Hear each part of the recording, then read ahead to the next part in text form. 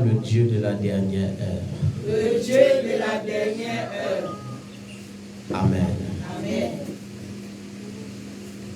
Tant que le 31 décembre n'aura pas atteint sa 23e heure, je n'aurai rien à conclure. Vous savez, le bonheur consiste à croire et à espérer contre toute espérance. Dis avec moi, croire, et espérer. Amen. Amen. Le bonheur n'est réel que pour ceux qui croient, malgré la réalité. Ils croient, ils savent que Dieu peut intervenir. Et pour ma part, tant que le 31 décembre n'aurait pas atteint sa 23e heure, je ne conclurai pas. Je n'ai pas le droit de conclure en ce qui concerne mon bonheur. Le seul qui dit le dernier mot, c'est l'Éternel. Le seul qui a le dernier mot. Peu importe si les hommes disent que rien n'a changé. Peu importe si les hommes veulent me convaincre que rien ne changera. Tant que mon Dieu n'aura rien dit, peu importe ce que les autres disent, je vais croire. C'est encore possible, avant la 23e heure du dernier jour du mois de décembre, de rencontrer ce fiancé, de rencontrer cette fiancée. C'est encore possible, avant ce dernier jour, de recevoir son visa. C'est encore possible, avant ce dernier jour, de rencontrer l'aide de destinée. C'est encore possible. La Bible dit aux hommes, cela semble impossible, mais à Dieu, rien n'est impossible. Et tout est possible à celui qui croit. Je crois en ce Dieu qui a dit que 1000 ans devant jour sont comme un seul jour. Je crois en ce Dieu qui en un seul jour peut basculer le cours de ma vie. Et je crois encore en ses promesses de 2022. Je n'ai pas besoin de m'inquiéter pour 2023 ou de croire que tout est déjà fini. Je veux juste croire que tout est encore possible. Dis avec moi, tout est encore possible. Tout est encore possible. Dis-le avec foi, tout est encore possible. Tout est encore possible. C'est encore possible. C'est encore possible. Que mon histoire soit transformée. Que mon histoire soit transformée. C'est encore possible. C'est encore possible. D'adorer le Seigneur d'une autre forme d'adoration à cause de la joie qu'il aura causée dans mon cœur. Oui, mon Dieu, c'est encore possible. C'est pourquoi je veux dire merci, Papa. Tu me protèges, pas parce que je te prie plus que les autres, pas parce que je jeûne plus que les autres, mais tout simplement parce que tu m'aimes. C'est une grâce, Seigneur. C'est pourquoi lorsque je marche au milieu de la nuit, au milieu des agresseurs et des brigands, je n'ai aucune crainte parce que je sais que tu as donné des ordres à tes anges à mon sujet. C'est pourquoi lorsque je prends un véhicule, Seigneur, sur une route crévassée au milieu de la nuit, même lorsque, Seigneur, il y a des mouvements brusques dans la voiture, Seigneur, j'avance avec assurance parce que je sais que tu m'amèneras à bon port. Seigneur, comment ne pas donc t'adorer? Comment donc ne pas t'exalter, te louer? Seigneur, comment ne pas te dire merci? Merci, Seigneur, pour la vie. Merci pour la protection. En cette fin d'année, Seigneur, c'est toi qui me guides. Seigneur, alors que je n'étais même pas sûr de ma propre force d'être là avec toi ce soir dans ta présence pour t'adorer, tu m'as assuré ta protection. Tu m'as tenu par la main. Tu m'as dirigé. Même sur les moyens de locomotion les plus dangereux, Seigneur, c'est toi qui me gardes et qui me conduis. C'est pourquoi mon âme veut t'exalter. C'est pourquoi mon âme veut te célébrer, te bénir.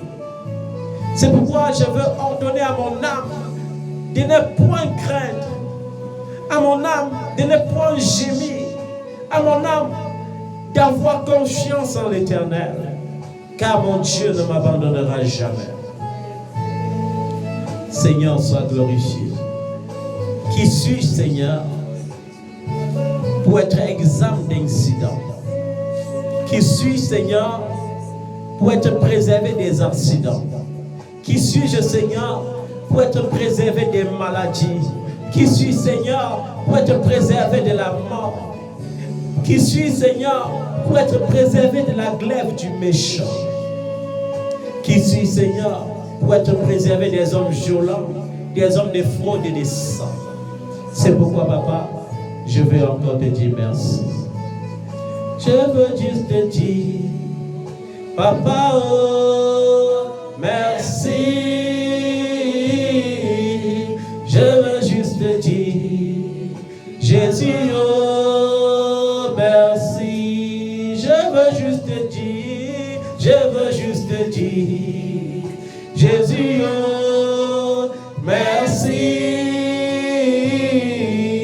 Je veux juste te dire, Jésus, oh, merci. I just want to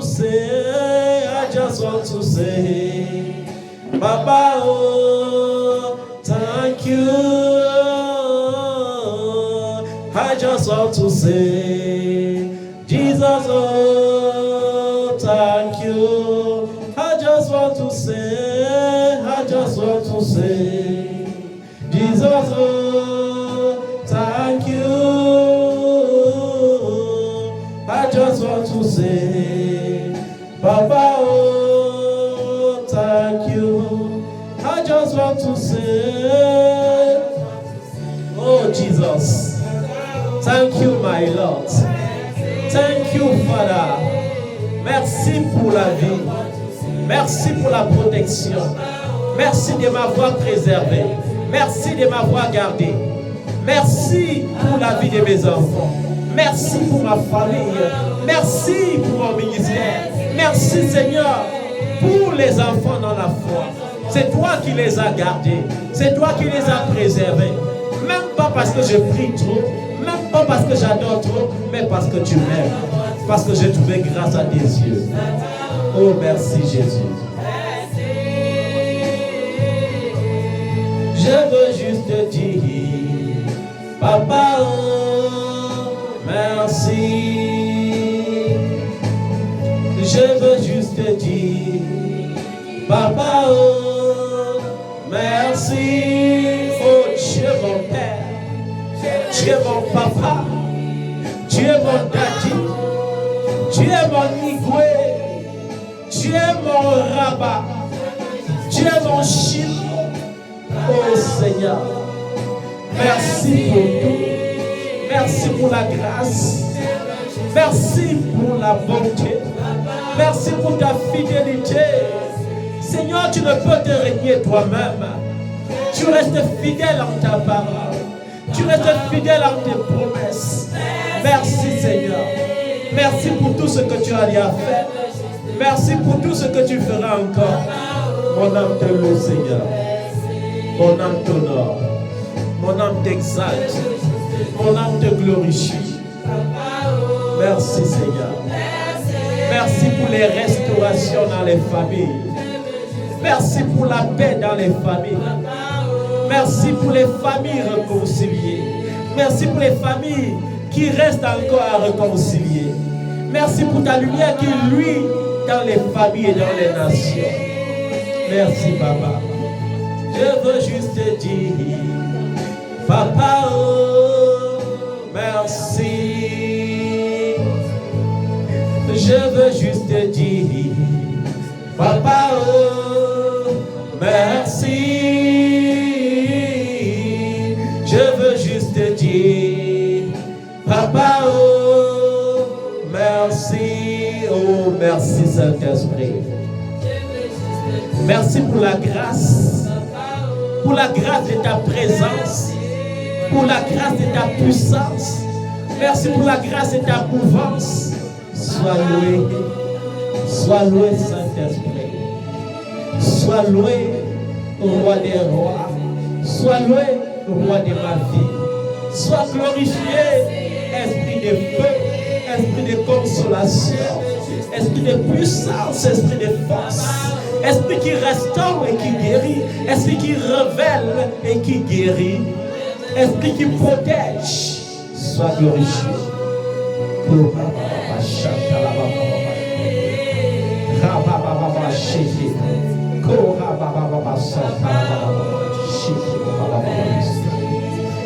Sois glorifié, oh mon Dieu. Papa, merci. Je veux juste te dire, Papa, merci. Je veux juste te dire, oui, juste te dire, oh Papa, oh merci Jésus, oh, je veux juste te dire, Papa, oh, merci. Je veux juste te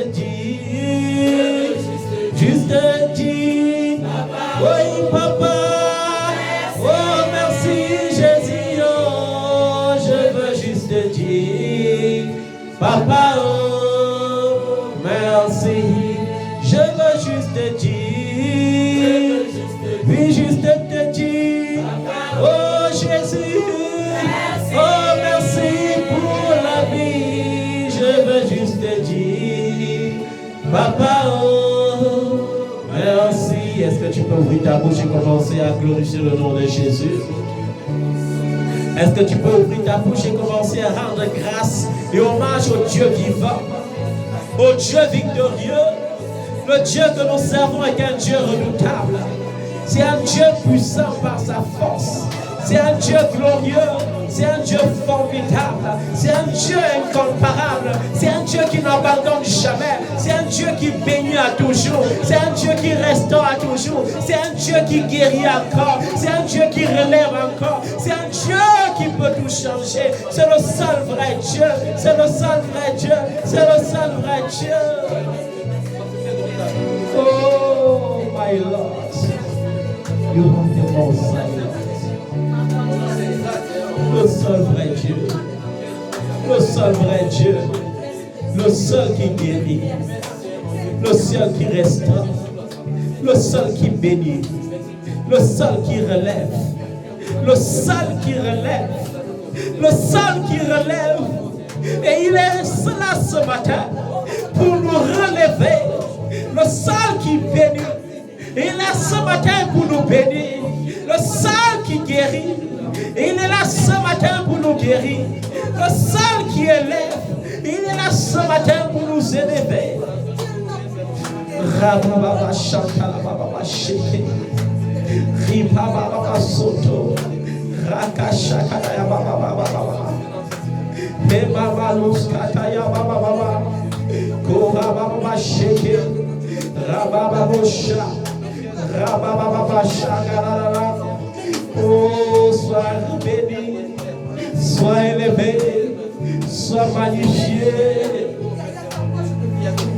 Mon âme te loue, Seigneur. Mon âme bénit l'Éternel et n'oublie aucun de ses bienfaits. Il a été avec moi lorsque j'étais encore une masse infime. Il a été avec moi lorsque je faisais mes premiers pas.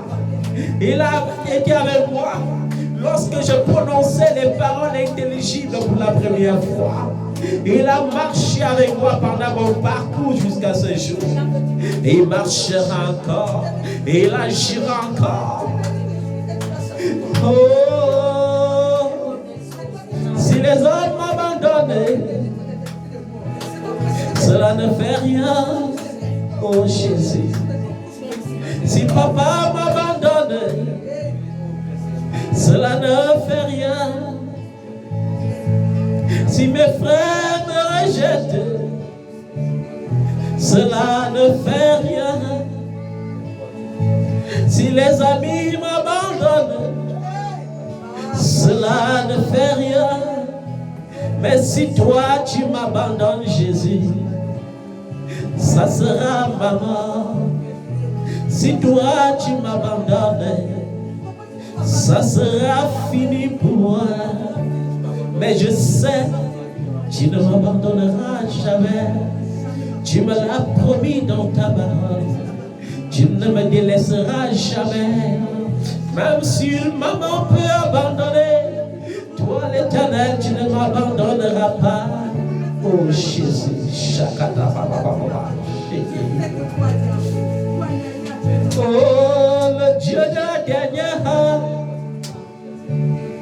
peut encore tout changer. Le Dieu que je sais, que j'invoque, peut encore me bénir. C'est encore possible ces fiançailles. C'est encore possible cette gestation. C'est encore possible cette rencontre divine. Je ne peux pas conclure malgré la réalité. Malgré cette réalité de limitation, je crois encore en l'abondance. Oh Baba Sheke, je crois encore. Je veux encore croire. Je puis encore croire. Tout est encore possible. Ce miracle est encore possible. Il n'a pas encore dit son dernier mot. Oui, c'est encore possible de guérir. C'est encore possible de tout changer. C'est encore possible de vivre une histoire nouvelle. C'est encore possible de vivre les gloires passées.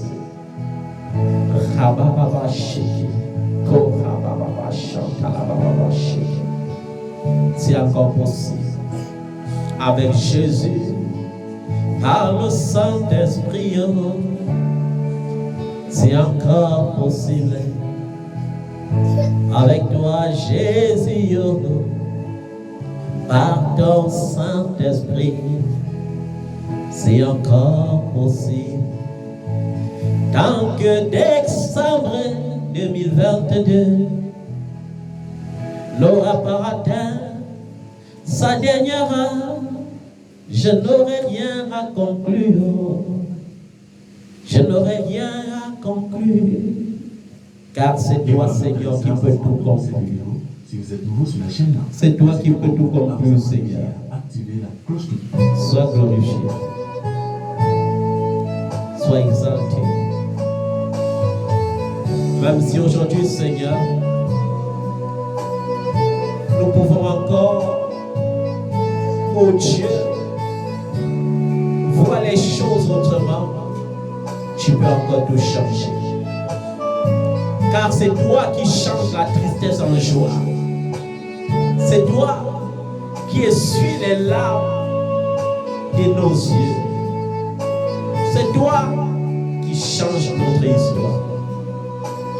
Sois exalté, Seigneur. Je veux juste te dire, Papa, oh, je veux encore chanter, te dire merci. C'est la seule chose que je peux t'offrir pour le moment. Mon merci, Seigneur. Un cœur reconnaissant. Ma gratitude envers mon Dieu. Je veux reconnaître. Je veux reconnaître, Seigneur, que si 2021 a été difficile et pénible, 2022 n'a pas été difficile et pénible, et 2023 sera encore plus beau, mon Dieu. Je veux reconnaître que si en 2021, je n'avais rien réalisé, en 2022, avec toi, j'ai vécu des instants de joie et de bonheur. Je veux offrir ma gratitude, t'offrir ma gratitude. Je veux juste te dire, Papa, oh, merci. Un grand Dieu m'appelle son papa. Un grand Dieu m'appelle mon enfant. Un grand Dieu s'est donné pour moi. Un grand Dieu est allé à la croix pour moi. Un grand Dieu a payé ma rançon. J'étais orphelin et j'ai trouvé papa. J'étais orphelin et j'ai trouvé papa. Et quand je crie, il m'entend. Et quand je suis triste, il me redonne la joie. Et quand j'ai peur, il me redonne courage. Quand je suis découragé, il me redonne la force. Il m'a consolé. I just want to say, Jesus, oh, thank you.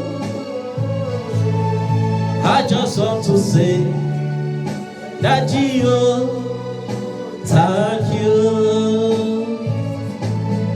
I just want to say, Jesus, oh, thank you.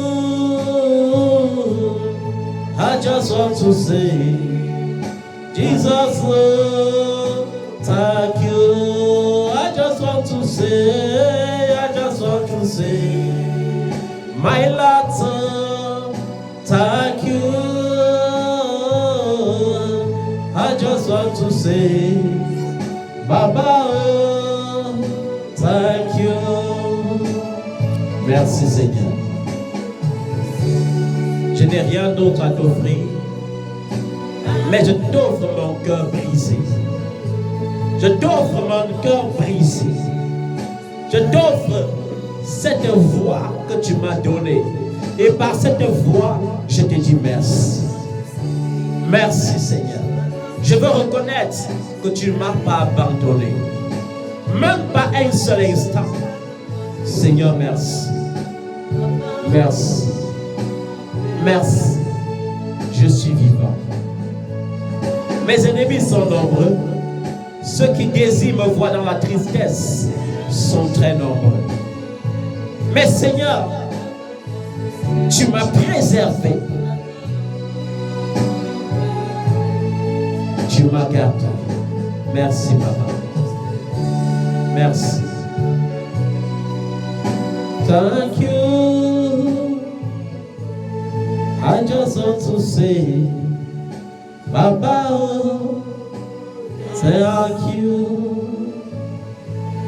Et le Dieu que nous servons et que nous adorons est un Dieu saint. Il dit, je suis saint et vous serez saints. Je ne sais pas quel est encore cette zone de confort. Je ne sais pas encore ce péché dans lequel tu te sens confortable. Mais ce matin, je t'exhorte à renoncer et à crier au Seigneur avec un cœur sincère et à lui dire, Seigneur, je me repens. Seigneur, je me repens. Le seul blocage pour un enfant de Dieu, c'est le péché. Ce n'est plus le démon, ce n'est plus le sorcier, ce n'est plus le diable. Parce que tu n'appartiens pas au système de ce monde, mais tu appartiens au Seigneur. Père, je veux m'humilier devant ta face pour reconnaître que tu es saint. Mais je suis impur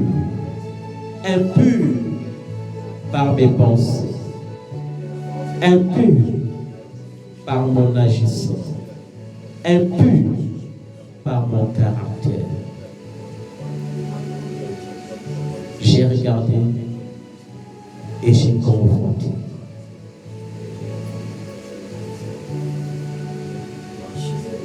Mes pensées se sont détournées de toi. J'ai ouvert ma bouche et j'ai oublié de remuer ma langue avant de parler. J'ai confessé comme le monde confesse. J'ai dit, je crains. J'ai dit, j'ai peur. J'ai murmuré contre mon Dieu. J'ai laissé l'inquiétude s'approcher de moi.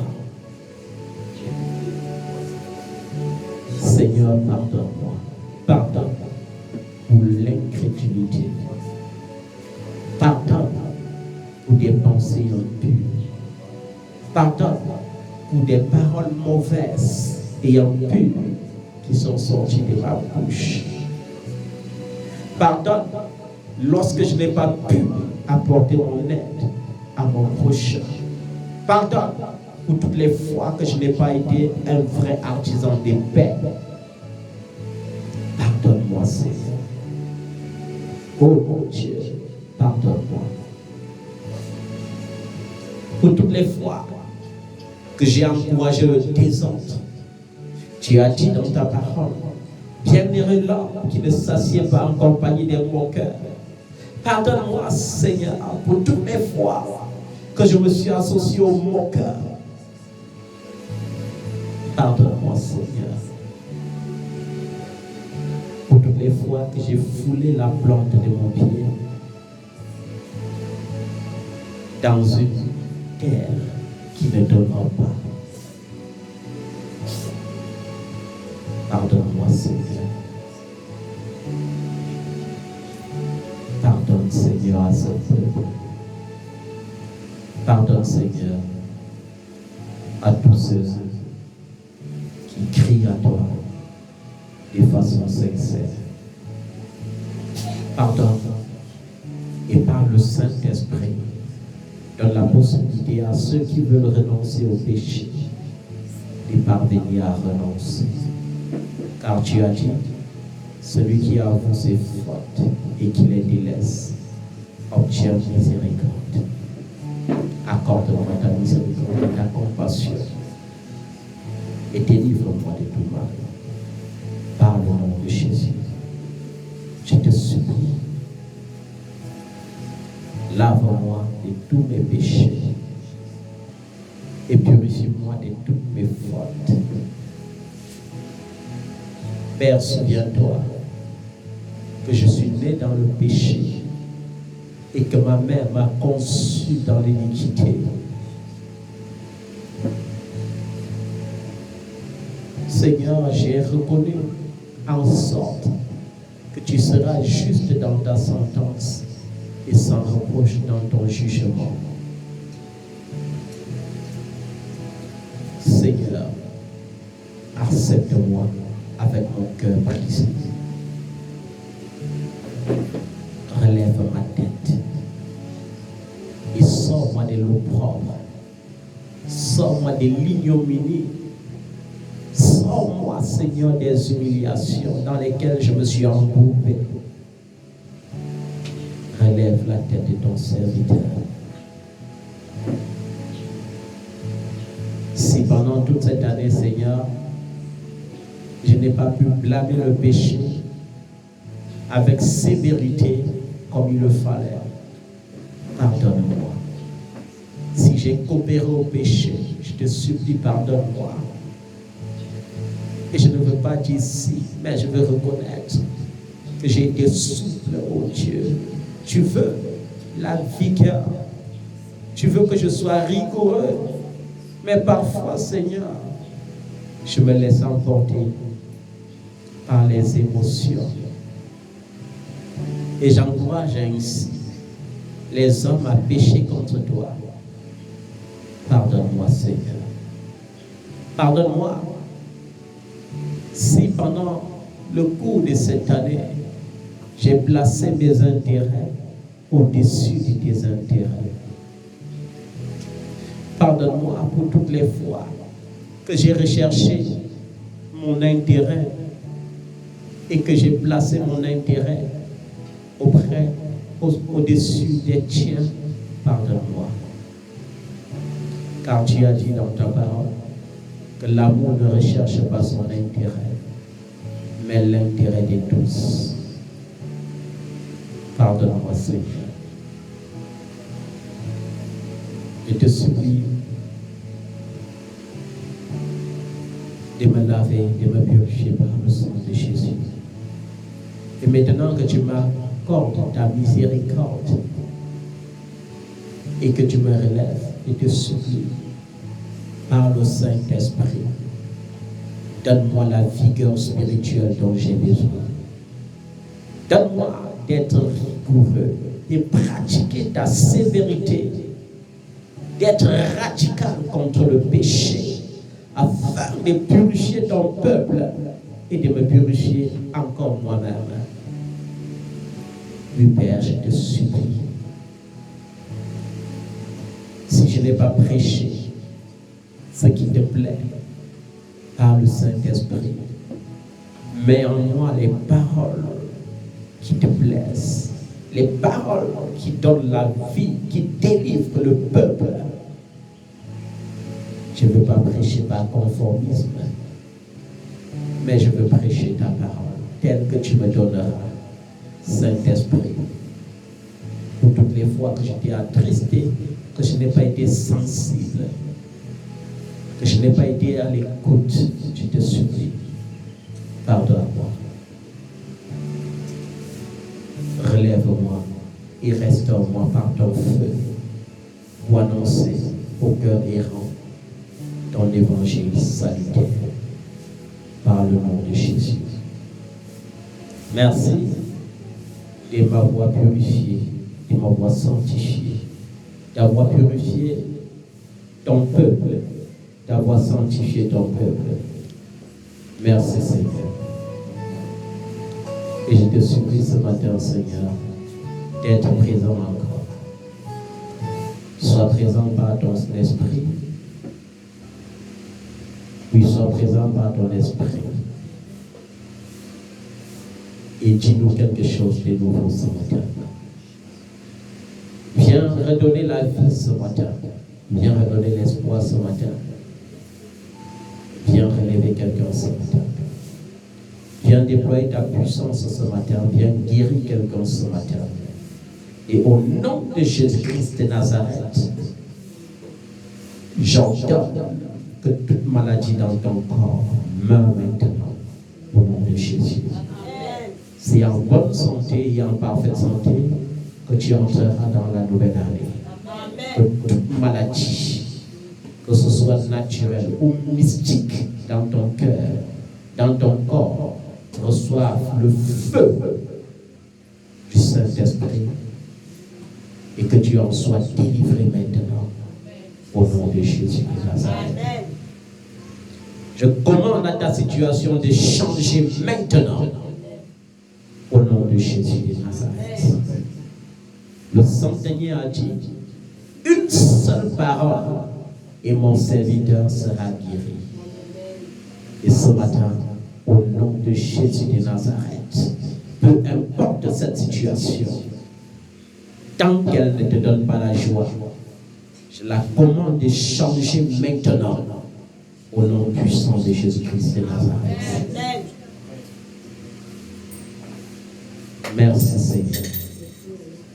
Au nom de Jésus. Amen. Amen. Nous allons suivre le message ce matin.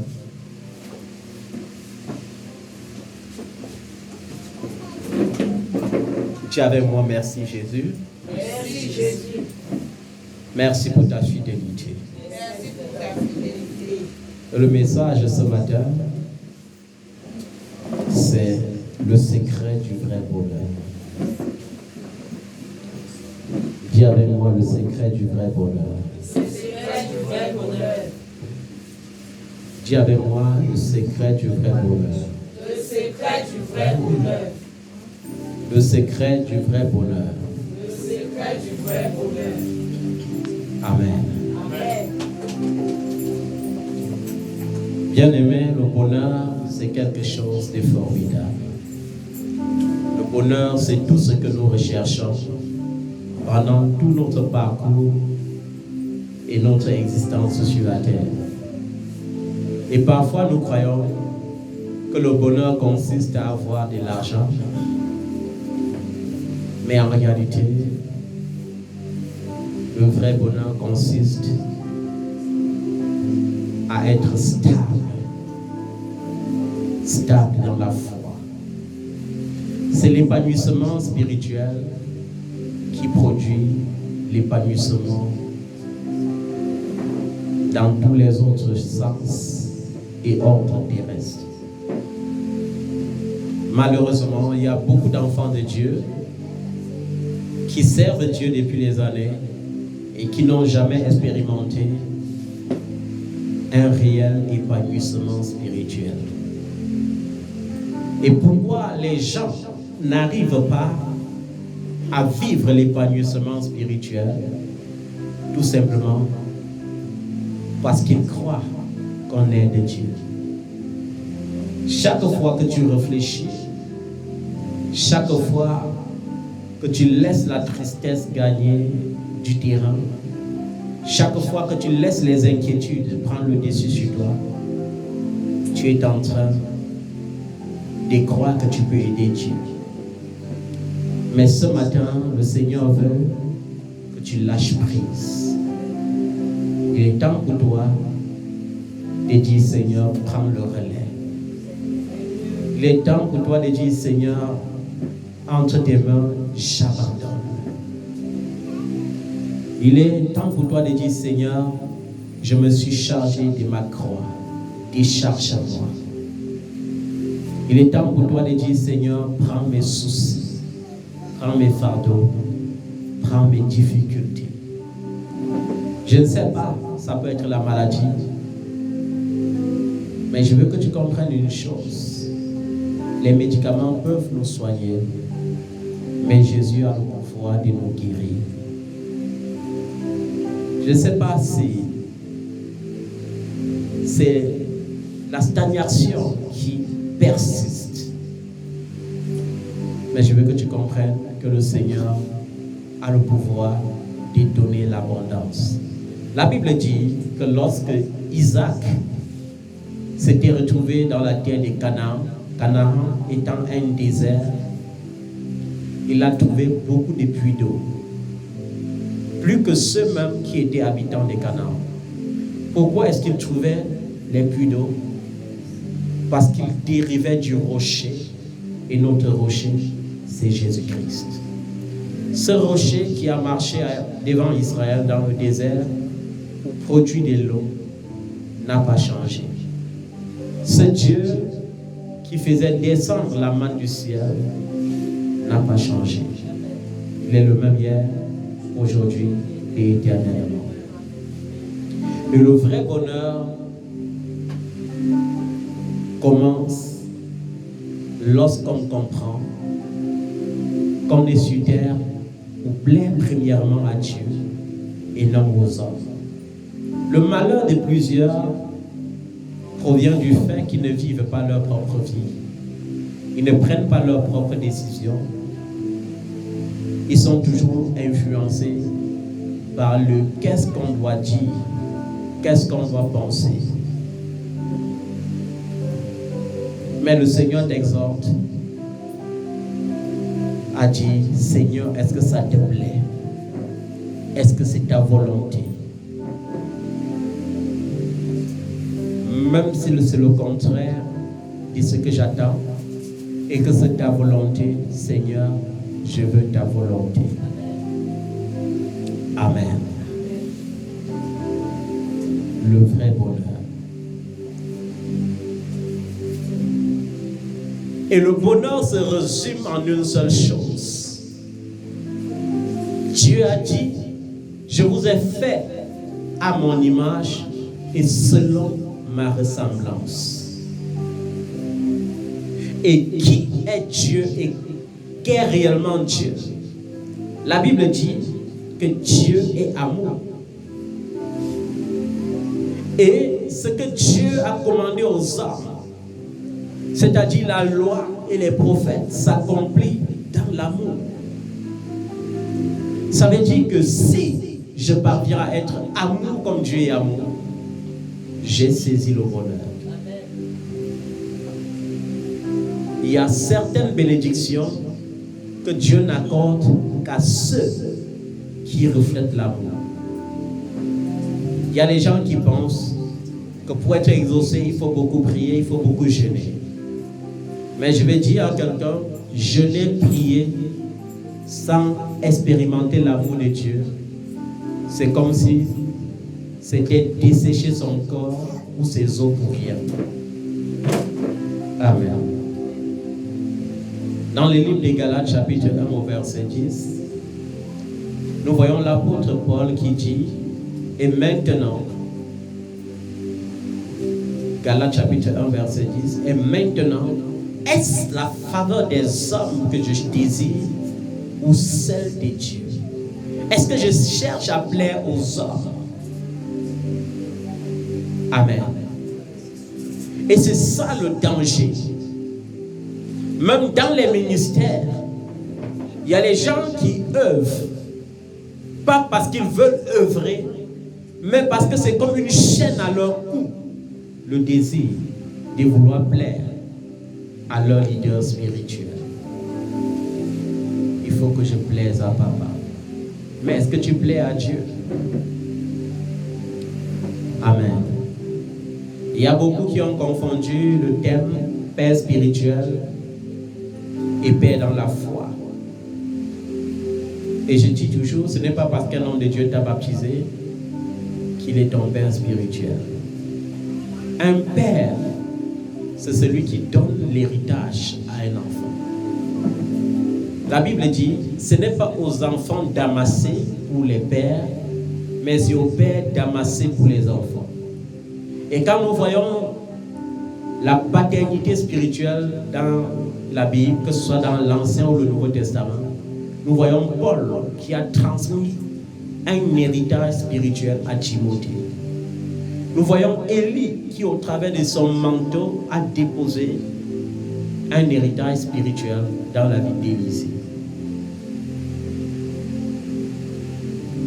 Quand on ne connaît pas l'ordre de chaque chose spirituellement, on ne peut pas être heureux. Amen.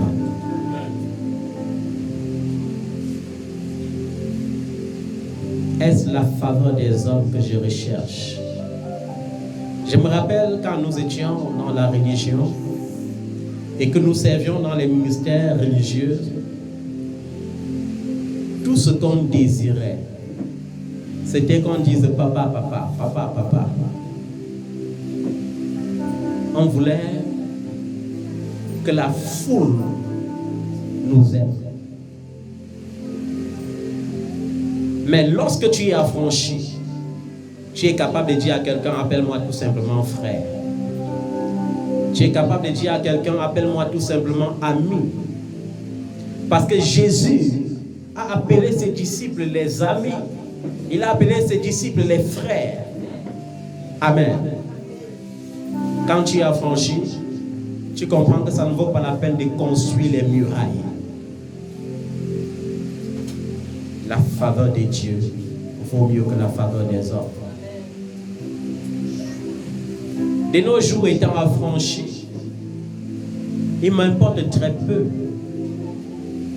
que les hommes disent cet homme est bien.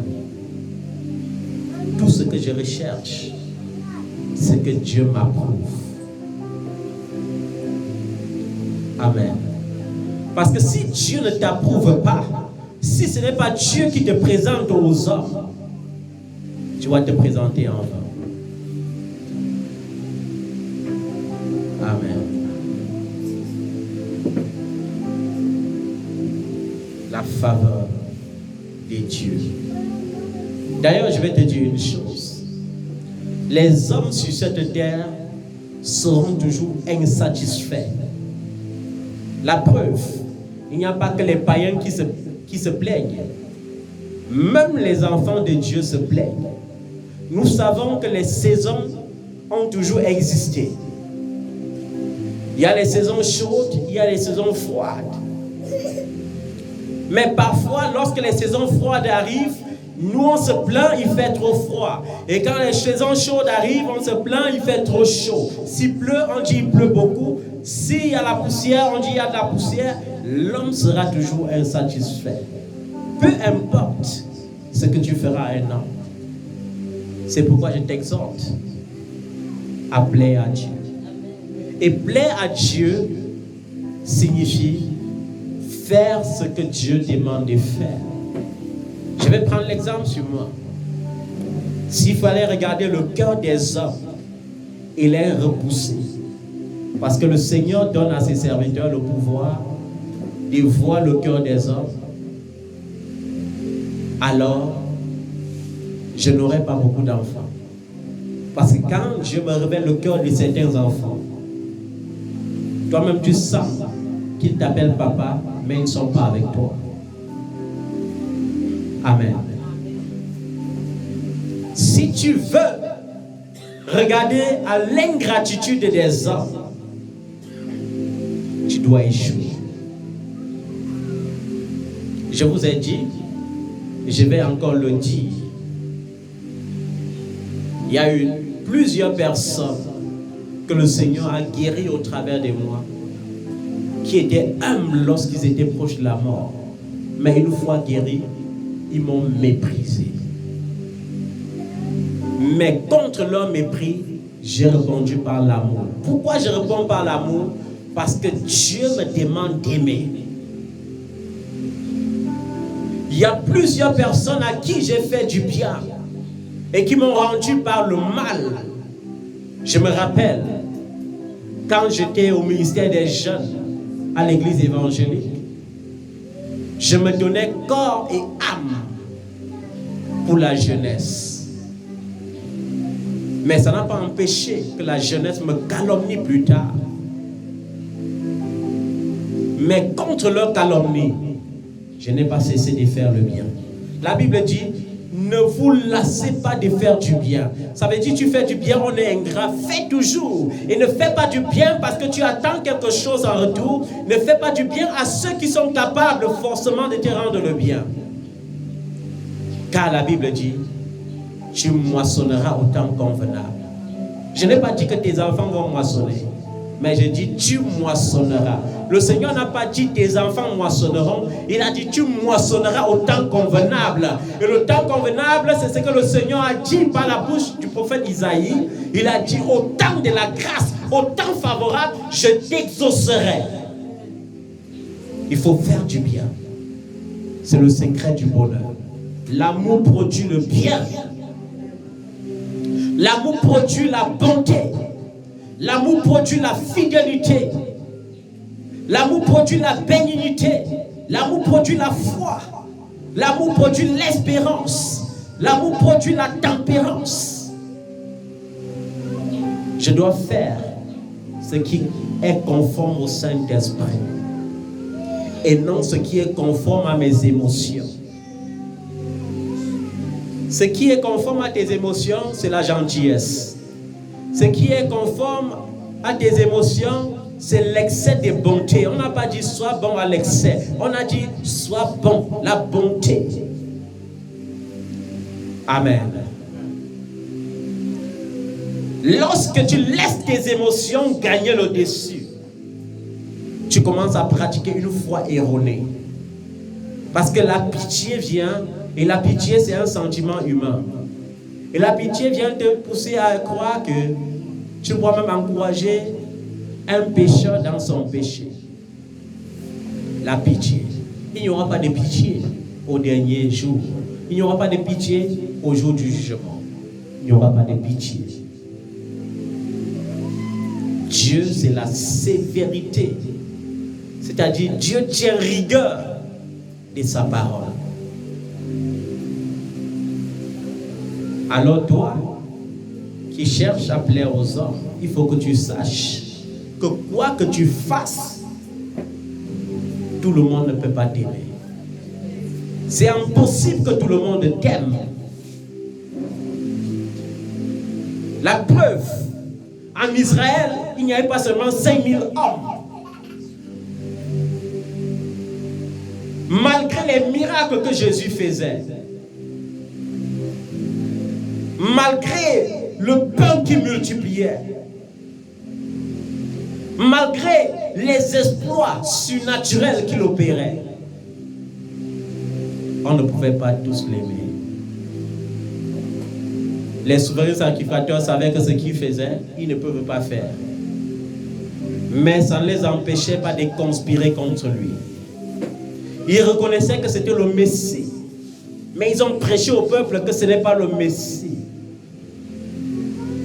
Même dans ta famille, Dieu peut donner la révélation à plusieurs que tu es la pierre angulaire, mais ils ne vont pas l'accepter, ils vont te combattre. Ils vont chercher à te détruire au maximum. Ils vont chercher à t'attrister au maximum, à t'humilier au maximum. Mais je vais te dire, Jésus, malgré tout ça, est resté ferme.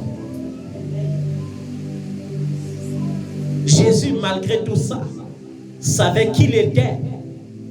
Joseph, malgré la haine de ses frères, savait qu'il était le numéro 1. Le fait que les hommes te rejettent, te piétinent, t'humilient, ne signifie pas que ça va changer quelque chose sur ta destinée. Quand tu es né pour briller, tu dois briller. Et d'ailleurs, tu es né pour briller. Parce que ça ne dépend plus des fondations de ta famille, selon la chair. Ça dépend de ta fondation dans la nouvelle naissance. Et la nouvelle naissance implique la disparition du passé. Si dans le passé j'étais médiocre, tant pis. Si dans le passé j'avais l'échec, tant pis. Si dans le passé j'étais diminué, tant pis. Le plus important, c'est mon présent. Et mon présent, c'est un grand espoir pour un futur glorieux. Amen. Peu importe. Il a dit, je suis la lumière du monde. Et je vais vous dire, le bonheur n'existe pas pour certains enfants de Dieu parce qu'ils oublient ce qu'ils sont.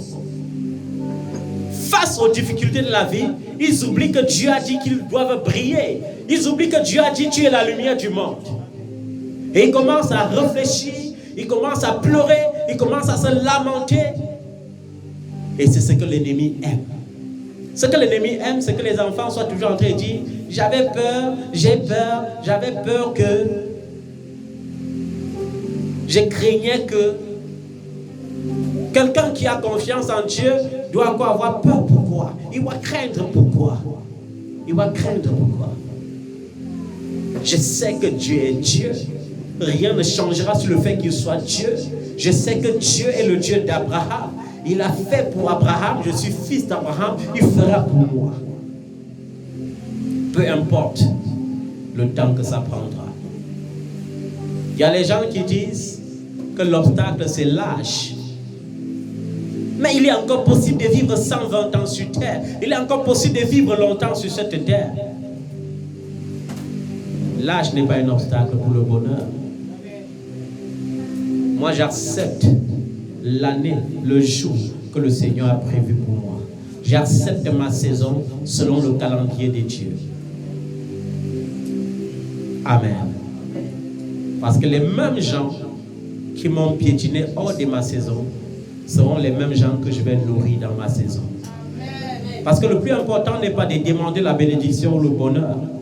Le plus important, c'est de préparer ton cœur. Comment tu vas te comporter lorsque tu seras béni?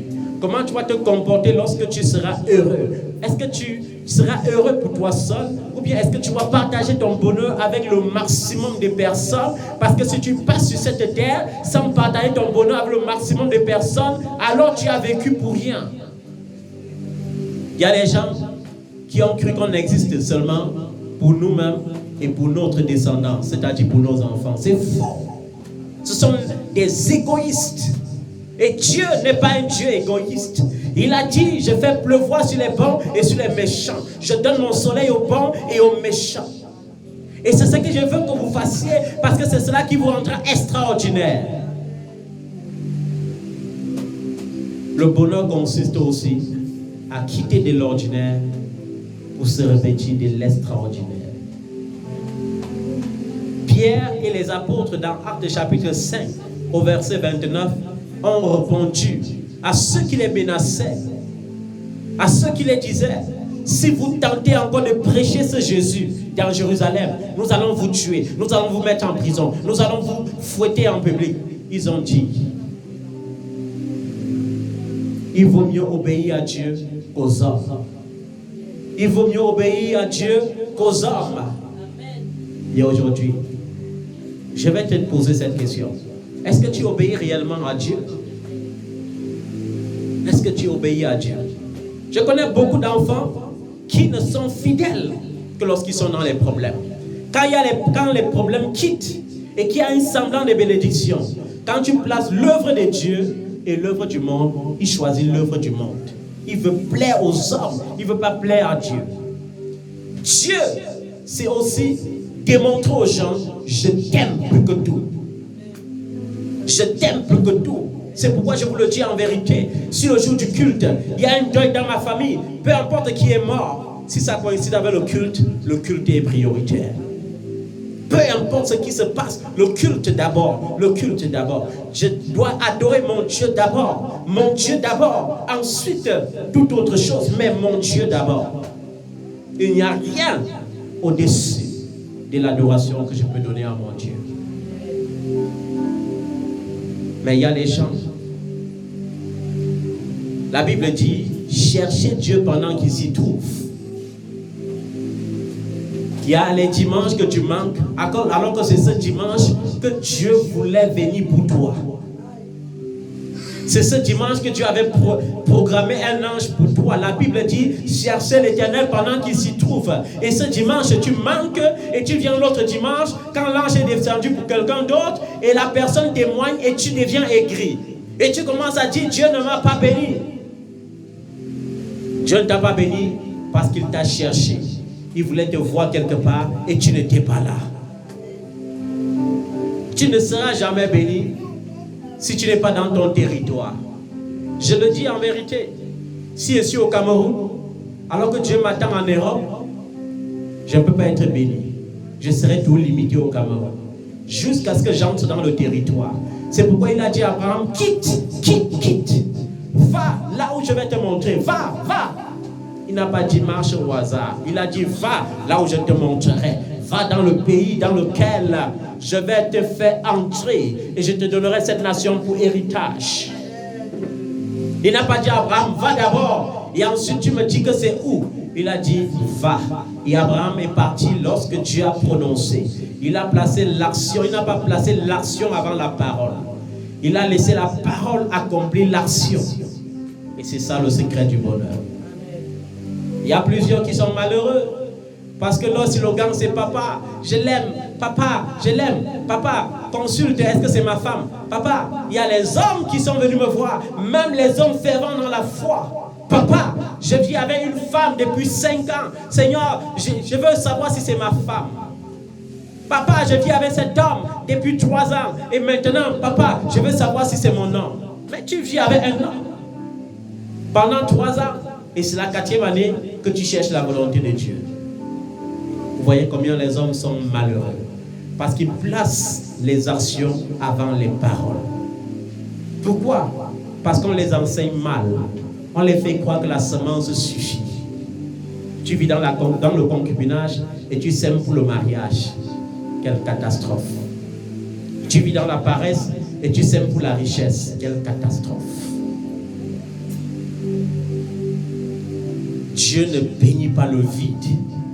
Si Dieu bénissait le vide, lui qui était Dieu, il n'allait pas dire aux disciples, qu'est-ce que vous avez? Qu'est-ce que vous avez? Qu'est-ce que vous avez? Chaque fois que tu iras vers Dieu pour dire, je viens chercher les richesses, il te dira, qu'est-ce que tu as? La Bible dit que la veuve est allée avec les 2 dernières pièces qui lui manquaient. Qu'est-ce que tu as? Et lorsque Jésus a vu le peuple affamé, il a dit, qu'est-ce que vous avez?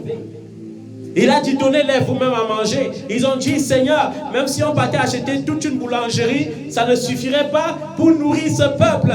Il a dit, qu'est-ce que vous avez? Ils ont dit, nous avons ici un jeune homme qui a 5 pains et 2 poissons. Il a dit, achetez et apportez. On a acheté les 5 pains et les 2 poissons. Il a multiplié. Ça a donné des paniers de pains et de poissons. Les gens ont mangé, ils se sont rassasiés. Il y a eu 12 paniers de restes. Pourquoi? Parce que lorsque c'est Dieu qui te bénit, il y aura toute l'abondance, il y aura tous les restes dans le grenier. Amen. Quand Dieu veut te bénir, sur une base de 10 000, il te donne 10 000 fois 10 millions, fois 10 millions, fois 100 millions, ainsi de suite, jusqu'à ce que ton grenier soit plein. Et pourquoi les gens ne sont pas bénis? Parce qu'ils sèment sur le rocher, parce qu'ils sèment dans les épines, parce qu'ils sèment dans les ronces, parce qu'ils sèment au bord du chemin. Et lorsque tu sèmes au bord du chemin, les oiseaux viennent manger. Et lorsque tu sèmes au milieu des épines, les épines étouffent. Et lorsque tu sèmes sur le rocher, le soleil vient sécher. l'attitude du bonheur. Je m'accepte d'abord tel que je suis. Je rends grâce à Dieu pour ce que je suis. Et je dis au Seigneur, amène-moi là où tu avais prévu. Je dis au Seigneur, donne-moi de pratiquer la bonté. Donne-moi d'exercer le bien. La Bible dit, exercer l'hospitalité. La Bible dit, faites du bien envers tous, mais surtout envers vos frères dans la foi. Mais lorsque nous sommes bénis, je connais même les enfants comme ça. Lorsqu'ils sont bénis, ils me proposent les bicyclettes, ils proposent les voitures à leurs frères, parce que ce sont leurs frères dans la foi, parce que ce sont leurs frères du sang. Lorsqu'ils étaient dans les souffrances, j'étais papa. Lorsqu'ils étaient dans l'angoisse, j'étais papa. Lorsqu'ils étaient encore dans l'espoir, j'étais papa. Une fois, lorsque l'espoir donne naissance aux bénédictions, tu deviens un papa diminué. On veut te donner, même lorsque Dieu blâme et tu donnes, on étouffe la voix de Dieu, on dit Seigneur, tu m'as déjà béni avec ça comme ça. D'ailleurs, c'est le fruit de ma force. Il faut que je donne la bicyclette à l'homme de Dieu. Il faut que j'offre une voiture à mon frère, parce que c'est mon frère de sang. Il faut que je prenne soin de ma mère. Il faut que je veille. Si ma mère a le meilleur matelas du monde, même si papa dort même sur la paille, c'est un homme de Dieu. Dieu pourvoira. Il pourvoira pour lui. Dieu ne l'a jamais abandonné. Et c'est ça, être malheureux. Être malheureux, c'est oublier d'où tu viens. Dieu m'a trouvé dans les carabottes. Aujourd'hui, il me donne la possibilité de vivre dans une maison moderne. Et je me plains toujours, ça veut dire que je suis né pour être malheureux. Le secret du bonheur consiste à reconnaître l'espoir qu'on a eu avec Dieu. L'espoir. Hier, j'étais esclave de ma famille. Je vivais dépendant de ma famille. Aujourd'hui, je vis aux dépens de Dieu. Il me bénit, il me donne à manger sans que je ne dépende d'une tante, sans que je dépende d'un oncle, sans que je dépende de ma mère, de mon père. C'est une grâce. Demain, il me sortira de l'allocation, il m'établira dans ma terre, dans ma portion, parce que c'est cela qui m'a destiné. Lorsque tu ne connais pas à quoi Dieu t'a destiné, c'est-à-dire être malheureux. Amen. Dans Jean chapitre 12, verset 43, nous voyons ces gens des frères et des sœurs. On dit car ils aimaient la gloire des hommes plus que la gloire de Dieu. On parle ici des pharisiens. On parle ici de certains hommes en Israël. Ils savaient que Jésus était Dieu. Ils savaient que Jésus était le Messie. Mais ils avaient peur qu'on dise ils sont aussi avec Jésus. C'est pourquoi Nicodème, pour aller voir Jésus, est parti la nuit. Parce qu'il disait, hey, il ne faut pas qu'on soupçonne que je marche avec le type-ci. Je sais, c'est le Messie. Mais quand même, si on me voit déjà marcher avec Jésus, on ne va plus me donner les éloges du grand prêtre. Les hommes ne vont plus me saluer avec révérence. Et c'est ça, le confort de la religion. Le confort de la religion. Le confort de la religion. Et je dis toujours, le Seigneur m'a fait connaître ces choses pour vaincre ces choses. Quand j'étais religieux, j'étais fier de monter tout haut. Vous savez, le pupitre est toujours plus élevé que tous les hommes. Et je me sentais au-dessus de la foule. Et lorsque je descendais de là, je me sentais toujours au-dessus de la foule, parce qu'il fallait que la foule me salue avec révérence, parce qu'il fallait que la foule dise mon révérend, parce que la foule allait dire mon papa, parce que la foule allait m'offrir ceci ou cela. Mais est-ce que c'est ça le bonheur? Sors de ta zone de confort. Sors de ta zone de confort. Il y a plusieurs qui ont honte de naître de nouveau, parce qu'ils ont peur qu'on va dire tu n'es plus catholique. Ils ont honte de naître de nouveau parce qu'ils ont honte qu'on va dire tu n'es plus protestant. Ils ont peur de naître de nouveau parce qu'on va dire tu n'es plus musulman. Ils ont peur de naître réellement du nouveau parce qu'on ne va plus dire tu es l'enfant de tel prophète. Parce qu'on ne va plus dire tu es l'enfant de tel bishop. Parce qu'on ne va pas dire, on va dire tu n'es plus l'enfant de tel général. Mais je vais te dire, général, bishop, tout ça, ça ne sauve pas. Il faut naître de nouveau.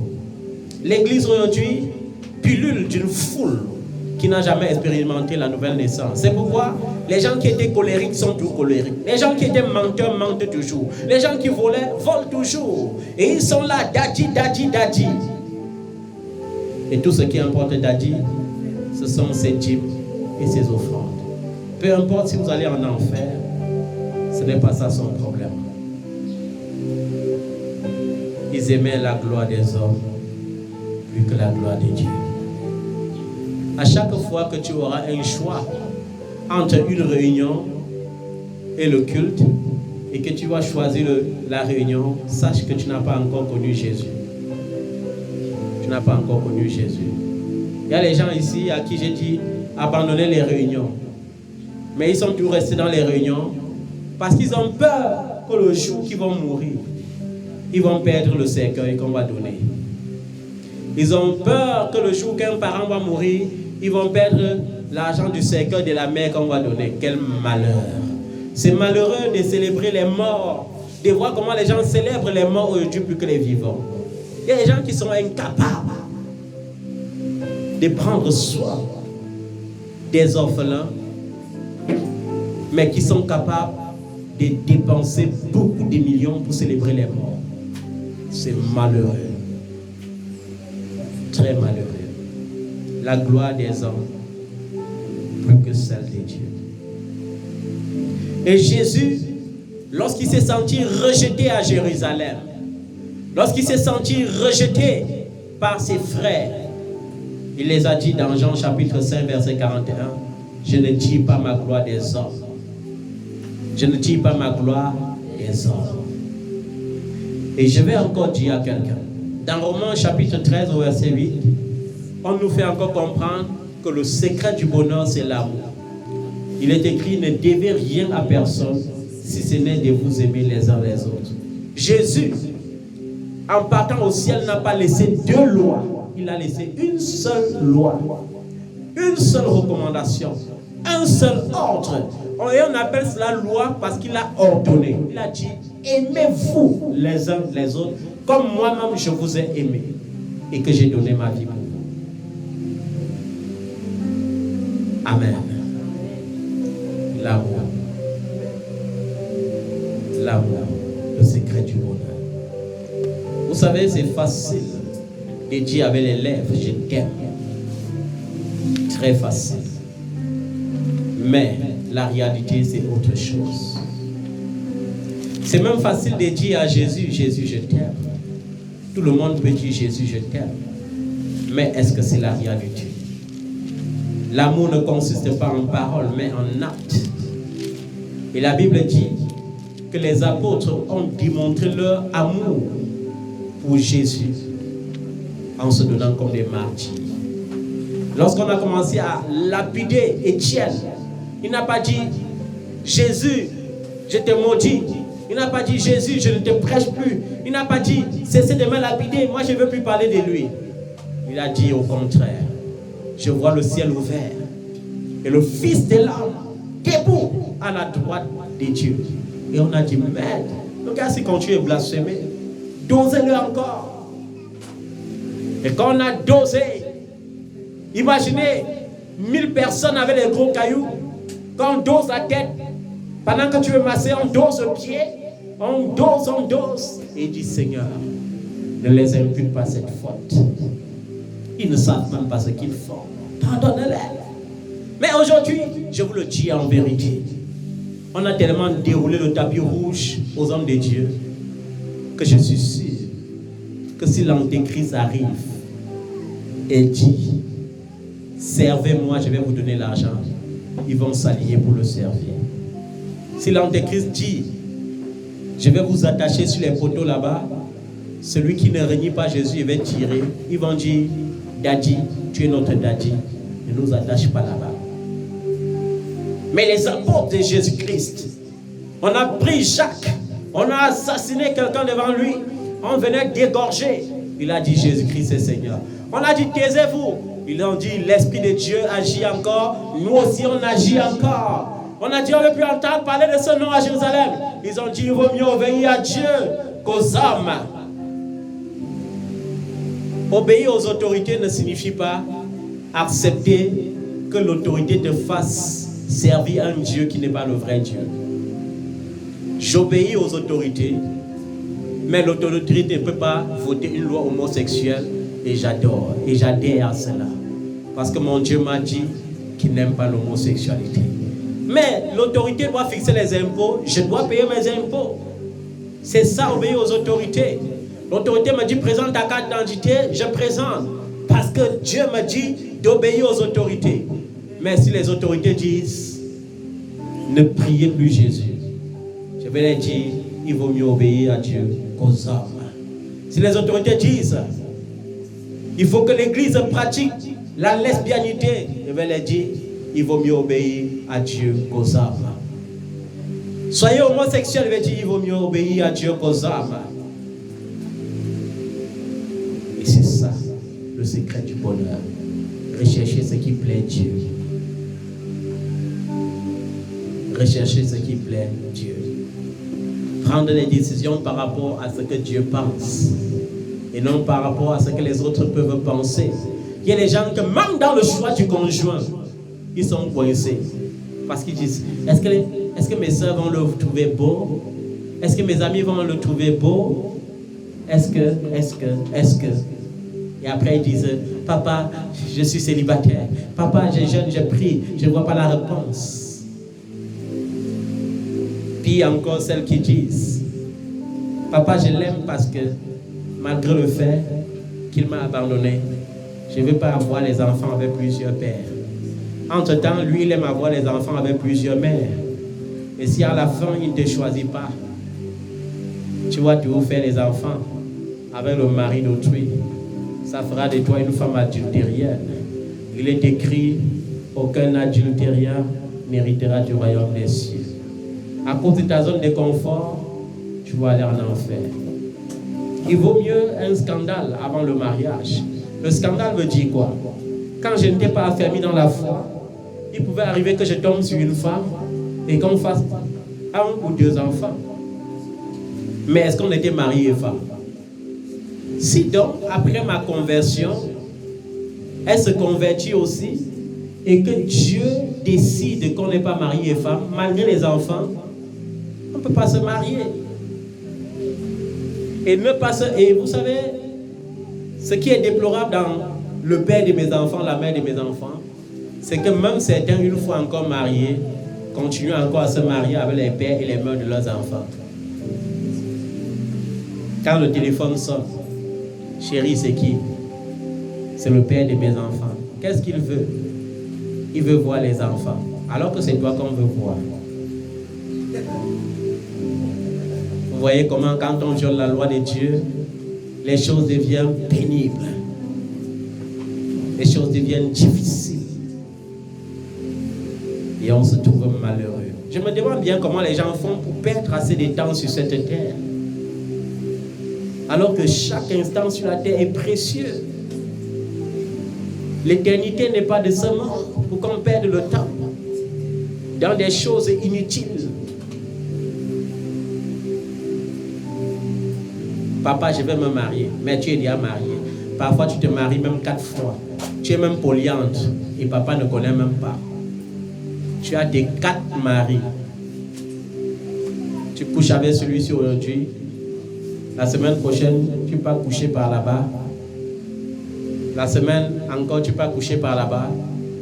Et après, tu viens dire à papa, tu connais que je suis fidèle à mon fiancé. Ce n'est que lui que j'aime. Ce n'est que lui que j'attends. C'est terrible.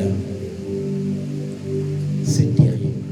C'est pourquoi la Bible dit, il est honteux de dire, de révéler ce qu'ils font dans le secret.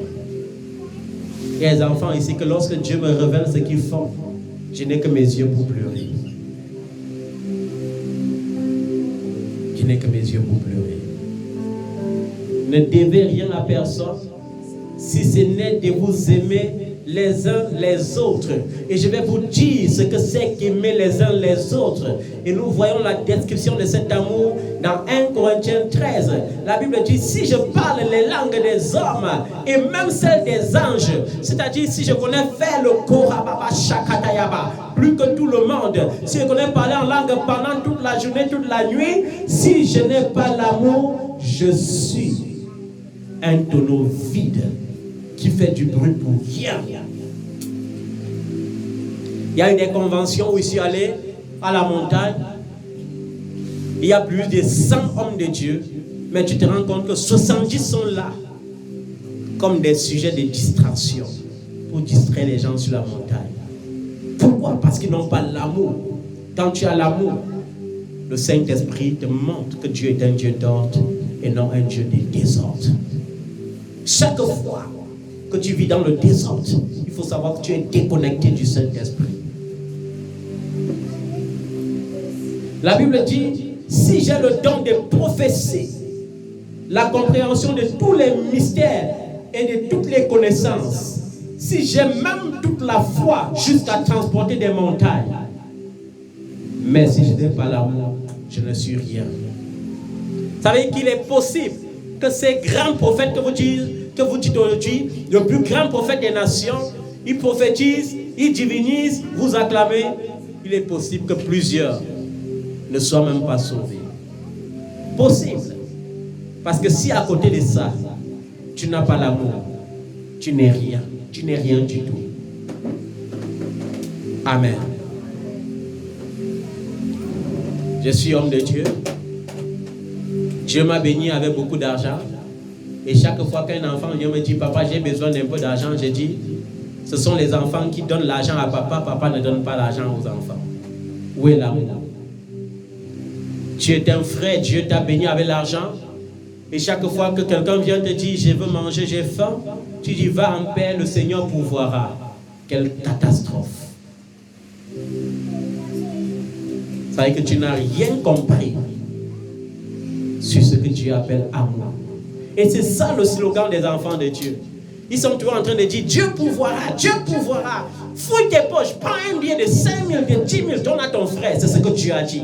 Tu dis, Dieu pourvoira. Quand Élie a faim, Dieu n'a pas dit, Dieu pourvoira. Non, il a dit, va vers la veuve de Sarepta. Et lorsque tu vas arriver, demande-lui de te préparer un gâteau pour que tu manges. Et aujourd'hui, tout ce qu'on s'est dit, c'est Dieu pourvoira. Dieu pourvoira. C'est son serviteur. Dieu va le bénir. Élisée n'était pas un serviteur de Dieu. Pourquoi il fallait la femme tsunamite pour lui payer la chambre d'hôtel chaque fois? Pourquoi? Pourquoi il a fallu que lorsque j'aille en mission maintenant, dans une famille, que ma fille me loge et me nourrit? Pourquoi il n'a pas dit c'est le serviteur, Dieu pourvoira? Et c'est vos tendances démoniaques, par manque d'amour, qui fait que l'ennemi gagne du terrain. Parce que votre égoïsme vous a rendu chiche. Dieu pourvoira, Dieu pourvoira, Dieu pourvoira. Va en paix, Dieu va te bénir. Ma soeur, on va prier, ce n'est pas grave. Tu pries pour quelqu'un qui est au bord des vertiges. C'est quel genre de prière? Donne-lui à manger. Ensuite, priez. Donne-lui une semence. Et prie pour que Dieu bénisse. Un jour, un enfant est venu ici dans ma présence. Et quand je l'ai observé, j'ai senti que la maladie qui l'a tourmenté, même là, ce n'était même plus la maladie. La galère l'a tellement tourmenté que pour finir, elle a même des hallucinations. Et elle croit qu'elle est possédée. Mais elle était surprise dès que j'ai fini de prier pour elle. Je prends mon téléphone, j'appelle. Je dis, maman, envoie-moi quelques kilos de riz ici. Et on apporte 3 kilos de riz. Je dis, ma fille, prends, va, il faut que tu prépares ça. Tu manges avec les enfants. Voilà 10 000 francs. C'est là alors maintenant qu'elle a témoigné. Papa, comment tu as su?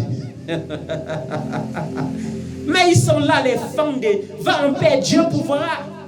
Tu peux envoyer une soeur aller comme ça, mourir une fois. Parce qu'elle est venue comme ça dans le dernier espoir, disant dans la présence de Dieu, Dieu va révéler. Il y a même les hommes de Dieu comme ça. Quand Dieu révèle que ce qu'il faut donner à ce frère, à cette soeur, c'est la nourriture, il dit, frère, viens, je vais prier pour toi. Il prend l'huile, il verse sur ta tête. Il prie en langue, il prie en langue. Il ne te donne aucune semence. Il dit, va, Dieu va pouvoir. Après, on entend, le frère est mort. Il n'est pas mort de maladie, il est mort de faim. La famine l'a tué. Manque d'amour. Amen.